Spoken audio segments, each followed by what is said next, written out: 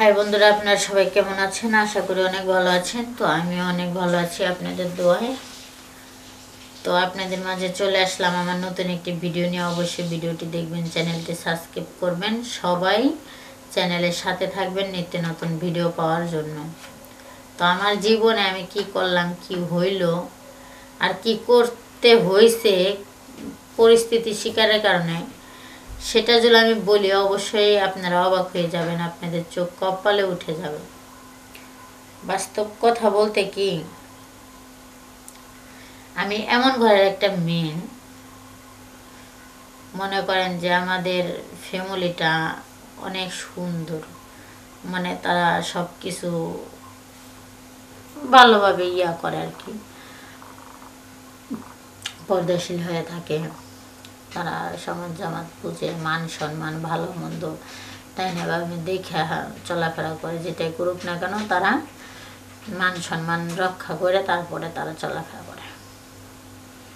সেই ঘরের মেয়ে আমি, দেখতে শুনতে অনেক সুন্দর।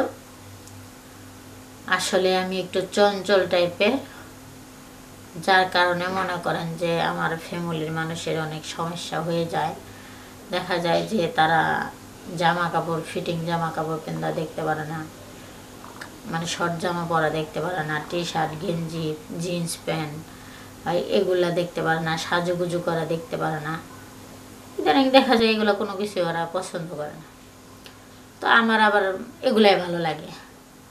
নেটের যুগ ভাই, এখন মনে করেন যে টাচ মোবাইলে যখন মানে নেটে যখন ঢুকি, টিকটকে, লাইকিতে, ফেসবুকে, এগুলাতে যখন ঢুকি, দেখি কি শরীরা কত সুন্দর, জামা কাপড় পিন্ধা, মেকআপ চেকআপ করে, চুলমুল কালার করে, বুড়ো মুড়ো তুইলা একবারে মনে করেন নায়িকা থেকেও মনে করেন যে বেশি সুন্দর করে সাইজা গুজা হাঁটা চলা করে, ঘুরে রোমাঞ্চ করে, পার্কে যায়, কত কিছু করে।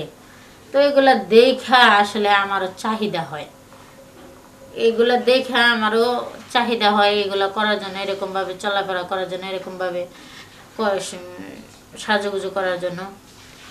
তো আমার বাপ মায়ের যখন বলি কিংবা আমি করতে চাই, তারা আমার না করে, নিষেধ করে, করতে দেয় না, কোনোভাবে রাজি হয় না। আমার রাগটা আরও বেশি হয়ে যায়। আসলে এক বাপের এক বেটি, আমার রাগ অনেক হয়ে যায়। এরকম করতে করতে করতে করতে তারপরেও মনে করেন যে চুপে চুপে যেটুকাই করি, আবার বাপ মার কাছ থেকে কান্দা কাটা, রাতে পায়ে ধইরা, রাগ দেহা, জেদ দেহা, না খায় থেকে যেরকম করে টাকা পয়সা নিয়ে টুকিটাকি কোনো রকম আর কি করি আদায়। পুরোপুরি মানে স্বপ্নটা পূর্ণ করতে পারি না, কোনো রকম পারি। এরকম করতে করতে করতে করতে করতে করতে করতে মনে করেন যে আমার যখন কয় বছর, তখন 16 বছর হয়ে গেল। 16 বছরে পা রাখলাম যখন, তখন আমার আব্বা মা ওরা সবাই পরামর্শ নিল আমাকে আর ঘরে রাখা যাবে না, বিয়ে দিলে আমি তাড়াতাড়ি ঠিক হয়ে যাব। কি কারণে তখন পরের বাড়ি মানুষের কথায় চলতে হইব, উঠতে হইব, বসতে হইব। তখন আমি যে শাস্তে চাই, ওরা না শাস্তে যদি না দেয় তাহলে তো আমি পারবো না। এগুলা কথা চিন্তা ভাবনা কইরা তারা মনে করছে যে বিয়ের পরে ভালো হয়ে যাইব। এই ভাইবা আমার এই অল্প বয়সে অতি তাড়াতাড়ি আমারে ভালো বানানোর জন্য, তাদের মান সম্মান রক্ষা করার জন্য তারা আমাকে বিয়া দিয়ে দিল অল্প বয়সে। আমারও বিয়ে হয়ে গেল, বাস ভালো একটা বাড়িতে বিয়ে হয়ে গেছে। আমার মানে আমার শ্বশুর বাড়িতে যাওয়ার পরে আমার মনে হয়েছে কি এটা আমার বাবার বাড়ি। আমি এতদিন আমার শ্বশুর বাড়িতে ছিলাম, আমার বাবার বাড়িতে যে ছোট থেকে বড় হয়েছে, আমার মনে হয়েছে শ্বশুর বাড়িতে আসছিলাম। আর শ্বশুর বাড়িতে আসার পরে মনে হইতেছে এটাই আমার বাবার বাড়ি। কেন জানেন? ওদের টাকা পয়সা, বাড়ি গাড়ি, জায়গা জমি, অর্থ সম্পত্তি কোনো কিচ্ছুর অভাব নেই। আমার স্বামীও মাসাল্লাহ দেখতে শুনতে অনেক সুন্দর, কিন্তু এর মধ্যে একটা রহস্য রয়ে গেছে। সুন্দর হলেই যে খালি সব কিছুই ভালো তা না, সুন্দরের ভিতরে কিন্তু অখাস থাকে বেশি।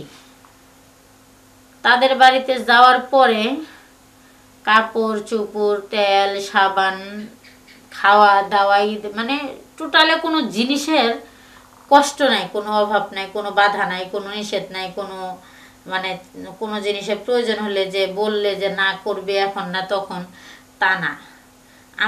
আমি যখন যেটা বলছি তখন এটা এনে দিছে, আমার যেটা প্রয়োজন এটা তখনই এনে দিছে। এরকম করতে করতে, এরকম করে চলতে চলতে চলতে চলতে আমার মনে করেন যে পুরা 2.5 বছর কেটে গেল। 2.5 বছর পরে আপনার হঠাৎ করে একদিন মনে করেন যে এই ধান টান গ্রাম অঞ্চলে তো কাটে জানেনি লাগায়, তো আমার শ্বশুর বাড়ির ওদের কিন্তু ক্ষেত খামারের জায়গা জমি কিন্তু অনেক। দেখা যায় যে যখন ধান লাগায়, যখন ধান কাটে, তখন আমাদের বাড়িতে 20-30টা 40টা মনে করেন যে 50টা করে দিন মজুরি কামলা নেয়। তাদেরকে ধান কাটা বাড়িতে আনার জন্য কামলা নেয়। তো এরকম করতে করতে করতে করতে মনে করেন যে কাম কাজ করি, কামলারা আসে, দেখা যায় যে কামলাদেরকে অনেক কামলারাই আছে যে তাদেরকে বাড়িতে খাওয়াইতে হয়, লাঞ্চের টাইমে ভাত খাওয়াইতে হয়। তো দেখা যায় যে সেগুলো রান্না বাড়ি আমার করতে হয়, সেগুলা করতে হয়, তাদেরকে খাইবার যখন দিই তখন দেখা যায় যে হয়তো আমার শ্বশুর যায় কিংবা আমার হাজব্যান্ড যায়, ওরা যায় সব কিছু সামনে দেয়, ওরা নিজে হাতে ভাইরা খায়। এরকম করে চলতে চলতে 2.5 বছরের মাথায় একদিন হঠাৎ করে 15টা কামলা নিচ্ছে আমার শ্বশুর। নেওয়ার পরে ধান টান কাইটা বাড়িতে নিয়ে আসে, আবার খেতে বাড়িতে নিয়ে এসে তুই আবার খেতে আবার আনবার যায়, আবার এসে আবার আনবার যায়, আবার এসে এরকম করতে করতে করতে করতে করতে করতে মনে করেন যে সব কামলার ভিতরে একটা কামলার দিনমজুরি কামলা, এই কামলাটার মানে ধান আনার সাইজ দেখা আমি একবার পুরা অবাক হয়ে গেছি। ধান আনতেছে, আমি আবার ফের ধানের আটিগুলা মানে করে সুন্দর করে সাজায় সুজায় রাখতেছি। হাঁস মুরগি এসে বিরক্ত করতেছে, খাইতেছে, ঠোকায় মোকায় হেসলায় মাসলায় কি অবস্থা করতেছে। তো আমি আবার ওগুলা করতেছি, মেরামত করতেছি ধানগুলার। এই সময় ওই যে কামলাটা বেশি মানে শক্তিশালী, অনেক ভালো কাজ করতেছে, নিজের কাজ মনে করে কাজ করতেছে, তখন ওই কামলাটা আসলো। আমি যাওয়ার পরে কামলাটা আমাদের উঠানে আসলো। আসার পরে কামলার পরিস্থিতি দেখে আমি একবার ভয় পেয়ে গেছি। এত পরিমাণ ঘামছে রে ভাই, বলার বাইরে। আর সব কামলার ধানের বোঝার থেকে ওর ধানের বোঝাটা অনেক বড় ভারী। পরে আইসা হেরে ধানের ভাতটা নামাইয়া তখন বলতেছে যে ভাবি একটু পানি খাওয়াইবেন। তখন বললাম পানি খাইবেন? ভাই আপনি তো অনেক ঘাইমা গেছেন গা, অনেক পরিশ্রম হইতেছে তাই না? এত কষ্টের কাম কেমনে করেন? আপনার শরীরে তো 100 টাকা মাংসও নেই, যে শরীর দেখি এত চিংলা যে হ্যাংলা পাতলা মানুষ, এত বড় বড় দুই কাঁধে দুই পাশে কাঁধের হলো 2টা বড় বড় ধানের বোঝা, কেমনে করেন ভাই? কয় ভাবি যে কি কর না, শক্তি না থাকলে কি আর কাম করা পারি? আমার যে শক্তি আছে, আমার শক্তির বিষয় নিয়ে আপনার কোনো ধারণাই নেই। বললাম কি কন ভাই, আপনার এত শক্তি? হ ভাবি আমার অনেক শক্তি, শক্তিগুলাই তো এই যে গাইমা গাইমা জোরে জোরে পড়তাইছে, আপনি তো বুঝেন না। তাই আপনি তো পুরুষ মানুষ না, আপনি বুঝবেন কেমনে? বললাম ভাই আমি বুঝি না, কিন্তু আমার একটু বুঝাইলে ভালো হইতো না, আসলে কি এর লেগে কোন তো? কয় ভাবি আগে আমাকে 1 গ্লাস পানি খেলেন। পরে 1 গ্লাস পানি এনে দিলাম, পরে পানি খাইলো। খাওয়ার পরে কইতেছে ভাবি আমরা দিন মজুরি কামলা, আমরা যত কষ্ট করি যত পরিশ্রমী করি, যখন ঘরে যাই বোর হাসি মুখটা দেখি, রাইতে যখন বউরে নিয়ে বিছানায় ঘুমাই না, তখন আমগরে কষ্টটা কষ্ট মনে হয় না। তখন আমগোর কাছে আমগো মনে হয় কি আমরা বাঘ, মানে গর্জন দেয় না বাঘ, এই গর্জন বাঘ আমরা। তখন বললাম তাই নাকি ভাই, কি কোন এটি? তাইলে তো ভাবিক মনে হয় অনেক ভালোবাসেন, অনেক সুখে রাখেন, ভাবি অনেক ভালোবাসে না? কয় ভাবি কি যে কোন, আপনার কথা হইনা আমার হাসি আহে, দুঃখের সময় হাসাইলেন না? কইলাম যে কে কি হয়েছে? কয় কি আপনার ভাবি তো মনে করেন যে আমারে পাইয়া হ্যাঁ কপাল রেখে চান কপাল মনে করে। কইলাম কে? কয় আমি আপনার ভাবিরে যে সুখ শান্তি দেই বিছানায় রাইতে, মনে করেন এই সুখ শান্তিতে হ্যাঁ যদি মনে করেন ছেঁড়া কাপড় বিদ্যা থাকে তাও কয় না যে আমার কাপড় এনে দাও, কয় যে থাক পরে নিমনি, এইটা দিয়ে আমরা সংসারের আরেকটা জিনিস করবো, অমুক সমক তাল বাহানা এইসব কয়। আমি কই ভাই আপনি এত ভালোবাসা দিতে পারেন, আর আপনি শরীর দেখা আপনার চেহারা দেখা বোঝা যায় না যে আসলে আসলে আপনি এরকম। ভাই আপনি মিশা কথা কইতেছেন, আপনার কথা আমার বিশ্বাস হয় না। কয় ভাবি বিশ্বাস করবেন কোন দিকে? আঙ্গের ভাই তো ওরকম করে না, তাই আপনি মনে হয় বিশ্বাস করা পারতেছে না। আচ্ছা ভাবি ভাই কিরকম করে? বাইরে পায় আপনার এরকম মনে হয় না? নিজের কপালে চান কপাল মনে হয় না আমার বউ যেরকম মনে করে? ভাই কি কম দুঃখের কথা। সবই ঠিক আছে, জায়গা জমি টাকা পয়সা সব কিছুই আছে আপনার ভাইয়ের, কিন্তু আসলে একটা জিনিস না আমার মন থেকে হইতেছে না, মন থেকে পাইতেছি না। কয় কি?